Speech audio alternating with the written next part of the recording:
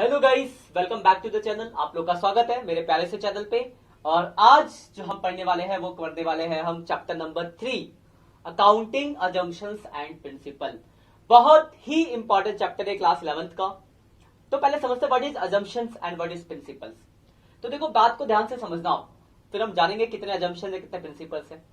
देखो, अकाउंटिंग जो है वो साइंटिफिक तो है नहीं, बनाया किन्होंने? इंसानों ने बनाया। तो जब इंसान कुछ बनाता है तो अकाउंटिंग इज आर्ट, कला है। तो जब इंसान कुछ बनाता है तो उससे रिलेटेड वो रूल्स एंड रेगुलेशंस भी बनाता है। क्यों बनाया जाता है rules and regulation? Rules and regulation इसलिए बनाया जाता है कि सब कुछ सिस्टमैटिक मैनर में चले। अगर रूल्स एंड रेगुलेशन ही नहीं होती फिर तो जो भी जैसे भी करे, आप किसको गलत और किसको सही ठहरा सकते थे। जैसे मैं आपको एग्जांपल दूं, रेड लाइट के रूल बने, अगर रूल नहीं होते तो कोई रेड पे भाग रहा होता, कोई ग्रीन पे भाग रहा होता, कोई येलो पे भाग रहा होता। आप किसको बोलते सही और किसको बोलते गलत? नहीं कह सकते थे। पर रूल बनाया गया है तो पता है कि रेड पे रुकना है और ग्रीन पे चलना है। तो अब कोई इसको तोड़ेगा तो रूल से गलत कर रहा है, तो उसके खिलाफ जो भी था। छोड़ बात को, बस समझे कि रूल्स एंड रेगुलेशन जो हम बनाते हैं उसका पर्पस क्या होता है कि चीजें सिस्टमैटिक मैनर में चले, एक जैसा सब करे, लोगों को उसके ऊपर भरोसा, ट्रस्ट हो। अगर रूल्स नहीं होते तो कोई कुछ भी करता तो किसकी बात को मान जाता, किस पे ट्रस्ट होता? नहीं होता। लेकिन रूल्स बने हैं तो हर इंसान वैसे ही करेगा, तो धीरे धीरे वो इंसानों के हैबिचुअल में जाती है और लोगों को उस पर भरोसा होने लगता है और चलती रहती चीजें। तो समझ गए रूल्स एंड रेगुलेशंस क्या है? तो वही हमें यहां पढ़ना है। बिल्कुल का बिल्कुल पूरा चैप्टर जो है वो याद करने वाला, कुछ भी समझने वाला नहीं, बस याद रखना कि ये प्रिंसिपल ये कहता है, ये रूल्स ये कहता है। ठीक है, तो बस याद रखना। और एग्जाम के पॉइंट ऑफ व्यू से बहुत इंपॉर्टेंट है क्योंकि यहां से 6 नंबर के क्वेश्चन आएंगे। तो बात करते हैं assumptions and principle. First of all assumptions. Assumptions का मतलब कि जो चीजें हम प्री एज्यूम करके चलेंगे, मतलब जो हमें मान के चलना है कि हम ऐसा मान के चलेंगे। अजम्पशंस होता है मैथ में करते थे हम 10th क्लास में, 9th क्लास में, जब हम वो क्या कहते हैं मैथ्स वाले क्वेश्चन करते थे, एज वाले। तो let the age of father this and son is this, that is assumptions. तो वैसे ही अकाउंट में आपको 3 अजम्पशंस पढ़ने हैं और प्रिंसिपल्स यानी सिद्धांत, किन रूल्स और रेगुलेशंस को फॉलो करके चला जाएगा। तो जो हमें रूल्स एंड रेगुलेशन मतलब प्रिंसिपल्स जो पढ़ने हैं वो कुल मिला के 11 पढ़ने हैं। तो 11 प्रिंसिपल्स, 3 अजम्पशंस, कुल मिला के हमें पढ़ने हैं 14। और इन 14 में से कोई भी 2 या 3 आ सकता है आपको एक्सप्लेन करने को, डायरेक्ट सीधा सीधा 6 नंबर का है। तो बहुत ही इंपॉर्टेंट है, एक एक करके ध्यान से समझ लेना। तो लेट्स स्टार्ट द टॉपिक। तो सबसे पहले हमने अजम्पशंस की बात करी, इस पे मैंने 2 अजम्पशंस लिखे, एक एक करके दोनों को समझते हैं। अभी हम बात कर रहे हैं किसकी? अजम्पशंस की। तो first assumption is going concern assumption. तो what is going concern assumptions? Going concern assumption, going चलता रहेगा। तो गोइंग कंसर्न अजम्पशन ये कहता है कि अगर हम कोई बिजनेस स्टार्ट करते हैं तो हमारा ये अजम्पशन होता है कि जो बिजनेस की लाइफ होगी वो इन्फिनिटी पीरियड ऑफ लाइफ होगी। आप अपनी जनरल लाइफ में क्या करते हो? मान लो अगर मैं कोई बिजनेस स्टार्ट करूंगा तो क्या कभी हम ये सोचते हैं कि 10 दिन बाद बिजनेस बंद कर देंगे या 2 साल बाद या 4 साल बाद? कोई भी नहीं सोचता। हर इंसान जब अपना कोई बिजनेस का धंधा स्टार्ट करता है बिजनेस, तो उसके दिमाग में एक ही चीज होती है कि मैं अपने बिजनेस को बहुत ऊपर तक लेके जाऊंगा। हम बानी को फेल कर देंगे। नहीं सोचोगे क्या? अगर तुम अपना बिजनेस स्टार्ट करोगे तो क्या सोचोगे कि यार हाँ 2 साल में बंद कर दूंगा? कोई नहीं सोचता। सबका यही होता है कि टॉप पे जाऊं, फंडामेंटल अच्छे होंगे तो और कॉन्सेप्ट अच्छे होंगे तो पहुंच जाओगे, वरना बहुत सारे बिजनेस बंद होते हैं। बट जो बंद होते हैं क्या वो ये सोच के बिजनेस स्टार्ट करते हैं कि हम बंद करेंगे? अगर कोई हर इंसान ये सोचने लग जाता तो फिर कोई बिजनेस स्टार्ट ही नहीं कर पाता। तो बिजनेस जो स्टार्ट होता है उनका यही अजम्पशन है कि जो लाइफ होगी वो इन्फिनिटी पीरियड ऑफ लाइफ होगी। तो देखो यही बात यहाँ पे बोली गई है, देखो लिखा है this concept assume that every business has a long indefinite life, मतलब उसकी जो लाइफ होगी वो इन्फिनिटी पीरियड ऑफ लाइफ चलती रहेगा बिजनेस, कभी बिजनेस के बंद होने की बात नहीं की जाएगी। Since financial statements are prepared on the basis of the concept और fixed assets so in their books and cost ignore their market value. ये सब बात तो एक्स्ट्रा आपको एडअप करने के लिए बोल दी गई है, मतलब बेसिकली आपको याद, क्योंकि हम आगे प्रिंसिपल में पढ़ लेंगे। बेसिकली प्रिंसिपल का जो मतलब है वो यही है कि जो लाइफ होगी वो, जो पहली लाइन है यही मेन लाइन है इसकी, इन्फिनिटी पीरियड ऑफ लाइफ होगी। अब मान लो ये 3 नंबर में आ गया तो अब सिर्फ इतना तो नहीं लिखोगे, तो इसके अलावा आपको एग्जांपल ऐड करेंगे। हाँ मिस्टर एक्स स्टार्टेड बिजनेस, नाम लिखना बिजनेस का, संजीव लिमिटेड, कुछ भी लिमिटेड। तो जो उनके अजम्पशंस होगा, उनकी जो थॉट्स प्रोसेस होगा ये होगी मेरी लाइफ होगी जो बिजनेस की वो इन्फिनिटी पीरियड ऑफ लाइफ होगी। ऐसे करके आप एग्जांपल ऐड कर सकते हो जब ज्यादा 3 नंबर में आ जाए। तो 2 नंबर में, 1 नंबर में आता है डायरेक्ट एक्सप्लेन कर दो, ज्यादा का आता तो आप एग्जांपल्स ऐड कर देना। एग्जांपल्स जो बता रहा हूं आपको याद है तो अच्छी बात है, वरना एग्जाम में डाले टाइम बुक जो है आपकी, बुक में अजम्पशन के साथ एग्जांपल दिया गया है तो उस एग्जांपल को एक बार पढ़ लेना, लिख देना। बस तो आपके वीडियो देखोगे याद रहेगा, लिख दोगे चल फटाफट। तो ये पहला जंक्शन हो गया गोइंग कंसर्न। दूसरा consistency. What is mean by consistency? क्या मतलब होता है कंसिस्टेंसी का भाई? कंसिस्टेंसी मतलब लगातार एक जैसा। जैसे मैं बोलूं क्लास में जो बैच में आने का जो टाइम है, सपोज 6 बजे का बैच है, कोई बच्चा कभी 6 बजे आ जाता है, कभी 5:30 आता है, कभी 6:30 आता है, कभी आता ही नहीं है, तो ही इज या she is not consistent about the class, उसके अंदर कंसिस्टेंसी नहीं है। और कोई डेली टाइम पे पहुंचता है तो कंसिस्टेंसी है। मतलब कंसिस्टेंसी मतलब हमेशा एक जैसा, लगातार। अब आते कि अकाउंट्स में इसका क्या मतलब हो गया भाई? तो देखो जब हम आगे पढ़ेंगे ना तो बहुत सारे मेथड्स और फॉर्मुले और बहुत सारे टेक्निक्स पढ़ने को मिलेंगे अकाउंटिंग के अंदर। अभी आपने नहीं पढ़ा, धीरे धीरे आएगा। जैसे मैं एग्जांपल देता हूं, आपने डेप्रिसिएशन के बारे में पढ़ा है कि एसेट्स की वैल्यू कम होना, तो डेप्रिसिएशन के भी मेथड है, straight line method, return down value method, diminishing balance method, ऐसे बहुत सारे मेथड्स है। 2 मेथड अभी आप 11th में ही पढ़ोगे, चैप्टर 14 है आपका डेप्रिसिएशन। तो वर्ड क्या कहता है ये? तो कंसिस्टेंसी अजम्पशन कहता है कि जो भी मेथड्स फॉर्मुले अजम्पशंस आप एक बार अडॉप्ट करो, आपको थ्रू आउट द ईयर वही प्रोसेस को लेके चलना है। ऐसा नहीं कि आप बीच बीच में मेथड बदलते रहोगे। That is consistency assumption. तो यही लिखा है, this principles requires that accounting practice, तो जो भी प्रैक्टिस ले लो, methods and techniques used by the business unit should be consistent. Consistent हो जाए। Business unit can adopt any accounting practice, but once a practice is chosen, it must be used for the number of years. मतलब ऐसा नहीं कि कोई hard and fast rule आपको यही लेना है, कोई भी आप प्रैक्टिस ले सकते हो। जैसे मैंने सपोज डेप्रिसिएशन के लिए मैंने स्ट्रेट लाइन मेथड ले लिया, तो आपने स्ट्रेट लाइन मेथड ले लिया, कोई दिक्कत नहीं, आप रिटर्न डाउन भी ले सकते हो। बट अगर आपने एक बार अडॉप्ट कर लिया तो आपको through out the year two year आपको यही कैरी आउट, ये नहीं कि पहले ये 2 दिन तो एक साल ये लगा दिया, दूसरे साल वो लगा दिया, 6 महीने में चेंज कर दिया, 6 महीने वो नहीं। जो भी प्रैक्टिस मेथड टेक्निक्स आप लोगे थ्रू आउट द ईयर आपको वही कंटिन्यू करना है। तो ये देखो 2 अजम्पशंस हो गए, आप इसका स्क्रीनशॉट ले लो, लिखने के काम आएगा आपके थ्रू, इसका मतलब नोट्स बना लेना आप, ठीक। अब आते हैं आगे की तरफ, ले लिया होगा आपने स्क्रीनशॉट। तीसरा अजम्पशन, क्योंकि 3 ही अजम्पशंस है, फिर हम प्रिंसिपल्स पे आएंगे। थर्ड अजम्पशन है आपका accrual assumption. Accrual assumptions, accrual assumption 2 बातें करता है।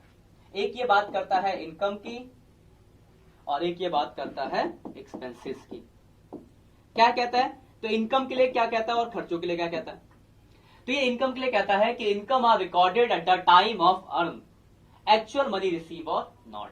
मतलब इनकम को हम उस दिन लिख देंगे जिस दिन हमने कमाया है, चाहे हमें एक्चुअल पैसा मिला हो या ना मिला हो। जैसे सपोज एग्जांपल आप ऐड कर दो एग्जांपल, मान लो XYZ लिमिटेड कंपनी है, he earn during the year 5 lakh, out of this 3 lakh were receive and 2 lakh till to be receive. 5 lakh कमाया, 3 लाख मिल गया, 2 लाख मिलना बाकी है। But as per the accrual assumptions आप इनकम में जो दिखाओगे इस साल की इनकम वो 5 लाख दिखाओगे। मतलब income are recorded at the time of earn, जैसे ही कमाओगे आप लिख दोगे, चाहे आपको पैसा मिला हो या फिर नहीं मिला हो। सेम बात ही खर्चों के लिए करता है कि expenses are recorded at the time of incurred, actual cash paid or not. मतलब अगर कोई खर्चा हो गया तो आप लिख दोगे, चाहे आपने पैसा पे करा हो या ना करो। जैसे एग्जांपल, इस साल सपोज मैंने 3000 रुपए रेंट पे कर दिया, 2000 पे करना बाकी है, तो जेब से तो 3000 गया, बट मैं अपना जो एक्सपेंस दिखाऊंगा वो पूरे 5000 रुपए दिखाऊंगा, टोटल खर्चा जो हुआ इस साल का। एक्रूवल अजम्पशन नहीं कहता। देखो 2 बातें। According to the accrual assumptions, a transaction is recorded in the books of account at the time when it is entered and not when transaction take place। मतलब सेटलमेंट के टाइम नहीं, जब होगा तब। जैसे सपोज सैलरी का जो खर्चा हुआ 2000 हो गया 1 जनवरी को, लेकिन आप पेमेंट करो फरवरी में, हुआ कब? जनवरी, तो आप जनवरी में लिख दोगे। फिर आगे देखोगे क्या 10, तो आप दोनों की बात करें। Revenue is recognise when is realise, that is when sale is completed और सर्विस आर रेंडर्ड। मतलब जैसे आप अगर गुड्स बेचो तो गुड्स बेचते ही रेवेन्यू हो गया, चाहे कैश मिला नहीं मिला, या सर्विस देते ही रेवेन्यू हो गया। जैसे मैं सर्विस पढ़ा रहा हूँ, सपोज मैंने बच्चों से 1000 रुपए फीस ले रहा हूँ और मैंने 20 बच्चे पढ़ाए, तो इस महीने 20,000 रुपए मेरी इनकम हो गई, रेवेन्यू हो गया। चाहे मुझे पैसा 20 बच्चों का आया हो, चाहे 18 का आया हो, चाहे 15 का आया हो, रेवेन्यू में पूरा 20,000 रुपए होगा। वैसे ही खर्चों के लिए वाइस वर्सा। देखो immediately when that cash service और नॉट, मतलब चाहे पैसा मिला हो या ना मिला हो। सिमिलरली एक्सपेंस के लिए expense are recognize and expenses in the accounting period in which the revenue related to this transaction whether paid or not। मतलब क्या है, चाहे आपने पैसा दिया हो या ना दिया हो, अगर आपका खर्चा हो गया तो आप लिख दो। मतलब सीधी सी बात, अगर शॉर्ट बोले तो 2 बातें हैं, खर्चा और इनकम। तो एक बार तीनों को शॉर्ट में रिवाइज कर दूं मैं। पहला था गोइंग कंसर्न। गोइंग कंसर्न क्या था कि जो बिजनेस की लाइफ होगी वो इन्फिनिटी पीरियड ऑफ लाइफ, मतलब चलता रहेगा बिजनेस लगातार। कंसिस्टेंसी क्या कहता था कि जो भी मेथड्स और फॉर्मूले आप एक बार लगाओगे थ्रू आउट द ईयर आपको वही प्रिंसिपल प्रैक्टिस फॉलो करते हुए चलना है। और तीसरा एक्यूरेट अजम्पशन दो बातें करता है, इनकम जब कमाओगे तब लिखोगे चाहे पैसा मिला हो या ना मिला हो, और खर्चे जब हो जाएंगे तब लिखोगे चाहे आपने पेमेंट करी हो या ना करी हो। ये 3 अजम्पशंस है। ये तीसरा भी स्क्रीनशॉट ले लो आप ले लो आराम से। मेरे हिसाब से कोई डाउट नहीं होगा, याद करना पड़ेगा भाई आपको, है ना, तो याद कर लेना। अब आते हैं प्रिंसिपल्स पे। प्रिंसिपल तो सबसे पहला है बिजनेस एंटिटी प्रिंसिपल या अकाउंटिंग एंटिटी प्रिंसिपल भी हम कहते हैं। What is business entity principle? Business entity principle का मतलब है कि business and owner are two separate entity, accounting should be made business point of view. First lecture में मैंने आपको बताया था और आप लोग जनरल भी जानते हो। जैसे मेरा नाम है संजीव और मेरा जो इंस्टीट्यूट है वो है संजीवनी क्लासेज या मेरा स्टडी क्लब 24/7, मेरा ऑनलाइन प्लेटफॉर्म ये है, ऑफलाइन संजीवनी क्लासेस। तो मैं ऑनर हूं और मेरा बिजनेस है, तो ऑनर है संजीव और बिजनेस है संजीवनी क्लासेस। तो जो भी काम होंगे ना मेरे नाम से नहीं होंगे, मेरे बिजनेस के नाम से होंगे। मतलब business and owner are two separate entity and accounting should be made business point of view.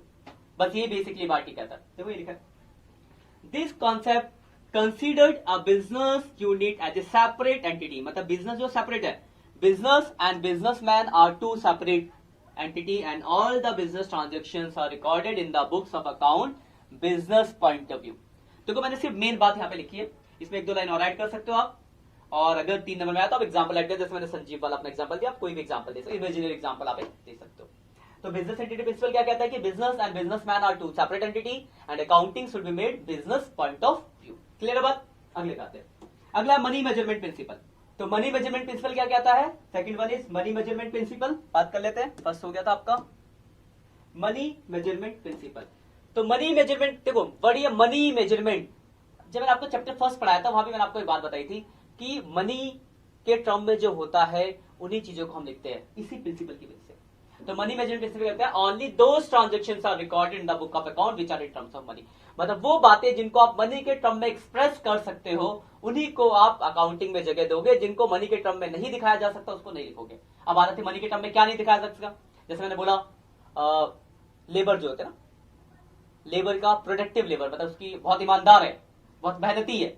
मेहनत कैसे बताओगे कि हाँ 100 रुपए का मेहनत 500, क्वालिटी है ना वो, तो क्वालिटी को आप मनी के टर्म एक्सप्रेस नहीं कर सकते तो उसको नहीं लिखा जाता। तो देखो ये लाइन है, according to this concept only those transaction are recorded in the books of account which can be express in the monetary term. मतलब जो मनी के टर्म में होगा वही बातें लिखी जाएगी, जिनकी कोई मॉनेटरी वैल्यू नहीं है उसको नहीं लिखा जाएगा। स्क्रीनशॉट ले लो दोनों का। क्लियर है? आगे बढ़ते हैं, तीसरे पे आते हैं। तीसरा आपका अकाउंटिंग पीरियड प्रिंसिपल।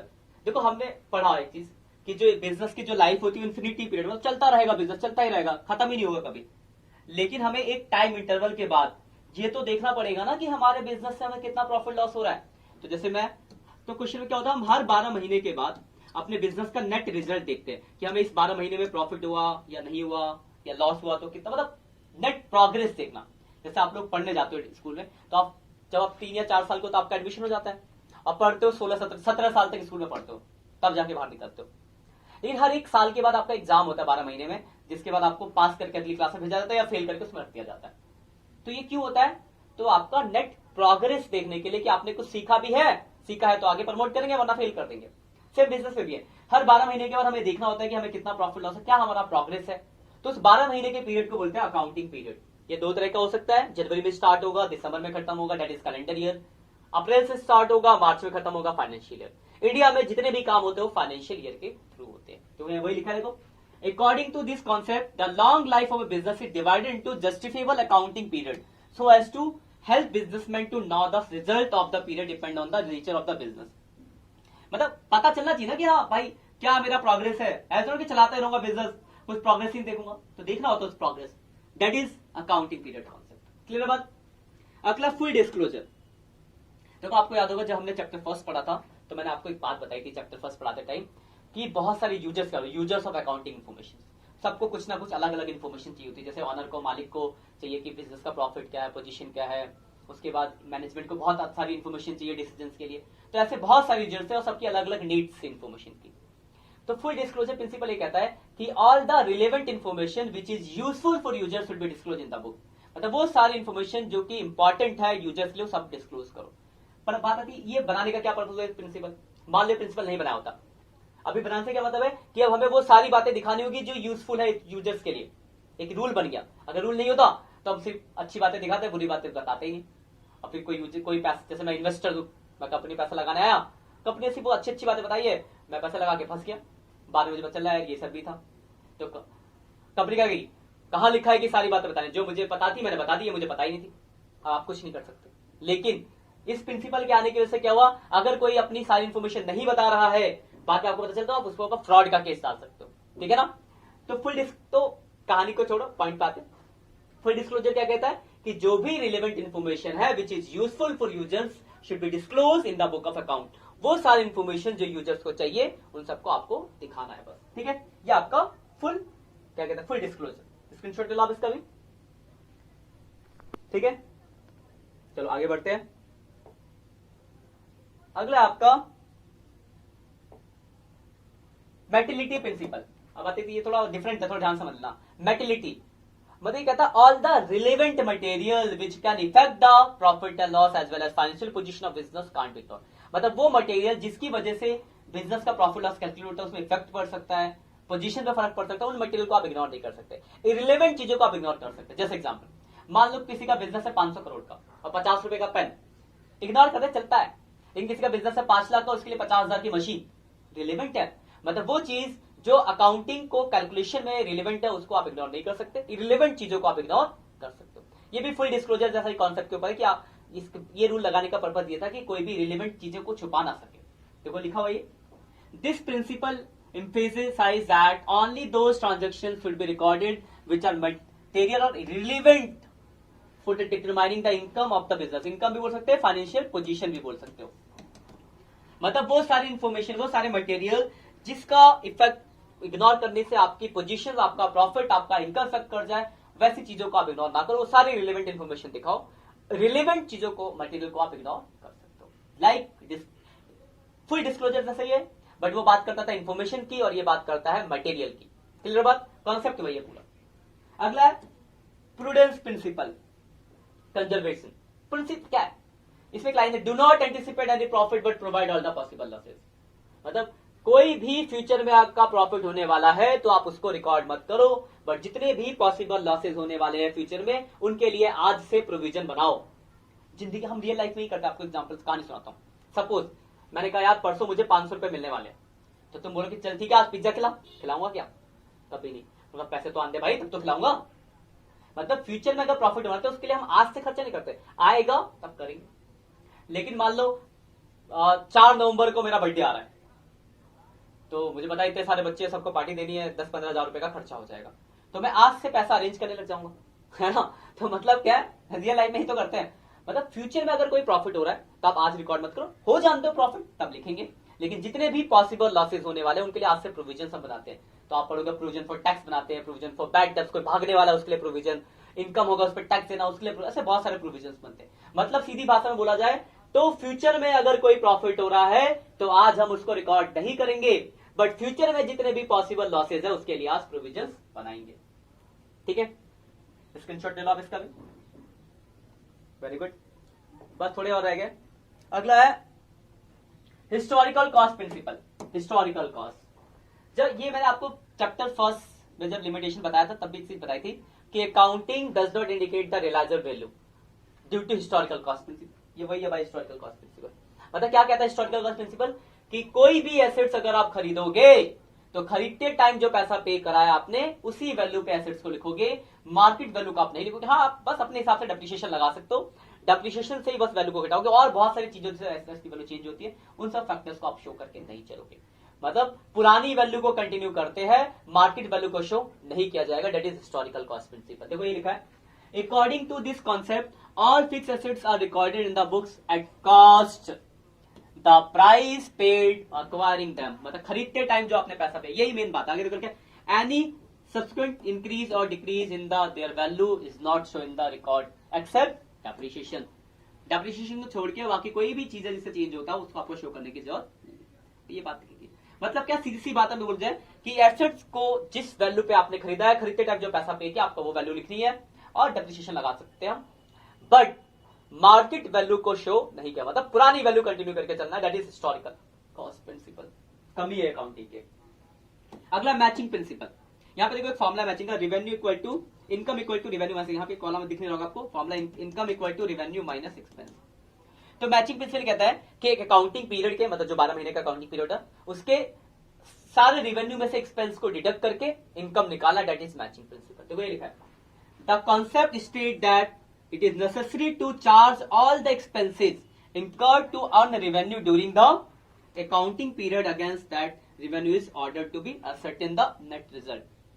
ठीक, that is matching। मतलब एक बिजनेस के रेवेन्यू में से एक साल के सारे एक्सपेंस को हटा के प्रॉफिट फाइंड आउट करना, दैट इज मैचिंग प्रिंसिपल। सीधी सी बात में बात की जाए तो क्लियर बॉन्ड, स्क्रीनशॉट ले लो आप इसका भी। उसके बाद हम आगे बढ़ते हैं, क्लियर बात, आगे देखते हैं। अगला है बस खत्म, 11 ही है बस।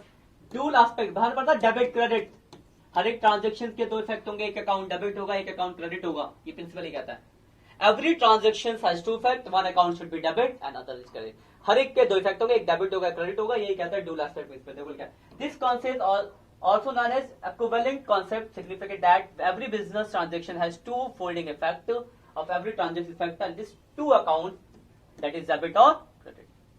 बुक कीपिंग अकाउंटिंग में पढ़ता है पहली क्लास से कि हर ट्रांजेक्शन के दो जगह इफेक्ट पड़ेगा, अकाउंट डेबिट होगा, दूसरा, ये प्रिंसिपल यही है। अगला है रिवेन्यू रिकॉग्नाइज, कब रिवेन्यू को रिकॉग्नाइज, देखो हमने पढ़ा था एक्रूअल अजम्पशन, उसमें इनकम रेवेन्यू और एक्सपेंस दोनों की बात करता था, उसमें से रेवेन्यू वाली बात लिख दो, ये हो गया बस। देखो ये लिखा, देखो according to this concept income is treated as being earned on the date on which it is realized, the date on which goods or services are rendered to the customer। मतलब जिस दिन, वही बता, आधी बात लिखना है, एक्रूअल अजम्पशन की आधी बात लिख दो, सीधी सी बात समझ लो। तो मतलब जिस दिन आपको पैसा मिल जाएगा उस दिन को नहीं याद रखना, जिस दिन आपने कमाया उस दिन को याद रखना। जैसे सपोज मैंने इस महीने 20,000 रुपए कमाए, तो मुझे सिर्फ 15,000 ही मिले हैं, तो कमा तो 20 लिया तो पूरे 20 लूंगा। मतलब रिवेन्यू कब लिखेंगे, जिस दिन आपको इनकम हो गई है, चाहे पैसा मिला हो या ना मिला हो। तो एक्रूअल अजम्पशन में से सिर्फ इनकम वाली बात को उठा के लिख दो, नया याद रखने की जरूरत नहीं। और लास्ट है वेरिफिएबल ऑब्जेक्टिव कॉन्सेप्ट। तो हमने पढ़ा है कि अकाउंटिंग जो होती है वो एविडेंस और वाउचर्स के बेस पे होती है। तो ये प्रिंसिपल कहता है first of all verify all the evidence and voucher then accounting should be, मतलब पहले सारे एविडेंस और वाउचर को वेरीफाई कर लो, उसके बाद आपको अकाउंटिंग करने, जो भी वाउचर है, बिल जितने भी वाउचर्स होते हैं सबको वेरीफाई कर लो। ये इसमें अंदर लिखिए, इसका भी स्क्रीनशॉट ले लो। तो इतने ही आपके अजम्पशन एंड प्रिंसिपल है, कुल मिला के 3 अजम्पशंस और 11 प्रिंसिपल। अच्छे से इन्हें पढ़ लो, शॉर्ट नोट बना लो, याद कर लो, क्योंकि बहुत ही ज्यादा इंपॉर्टेंट है, आपके एग्जाम में आएगा ही आएगा। तो बस आज का लेक्चर हम यही खत्म करते हैं, मिलते हैं नेक्स्ट लेक्चर में, तब तक के लिए बाय बाय। और अगर आपको कोई डाउट्स हो रहा है तो आप कमेंट करके मुझसे पूछो, उसका आपको